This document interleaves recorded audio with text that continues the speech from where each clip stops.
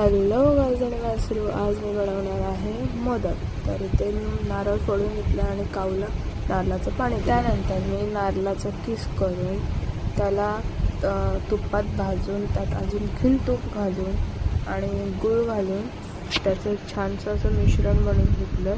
त्यानंतर मी परातीत पीठ चालून घेतलं आणि जेवढं पीठ होतं तेवढंच पाणी घातलं आणि त्यावर 2 वाट्या आणखी मी दूध घातलं आणि पाणी आणि उकळ आल्यानंतर मी त्यात पीठ घातलं आणि ते उकडून घेतलं आणि मग त्यावर झाकण ठेवलं 10 मिनिट। मला पाणी कमी वाटलं म्हणून मी थोडं आणखीन गरम करून वरून पाणी घातलं आणि नंतर वाटीने त्याला असं हे जे बोलतात ते असं करून मी पूर्ण पीठ मळून घेतलं आणि मग मी स्टीमरच्या भांड्याला तेल लावलं।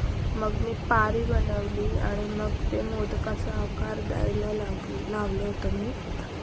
तर इथे मी अशा छोट्या छोट्या कळ्या करायला लागल्या। इथे मी कळ्या करत आहे आणि कळ्या करून झाल्यात माझ्या आणि मी आता याला मोदकाचा आकार देत होते। तर ते मला नीट जमत नव्हतं पण देत होते। मी आधी केलं होतं एकदा आणि हे माझं सेकंड टाईम आहे करायचं।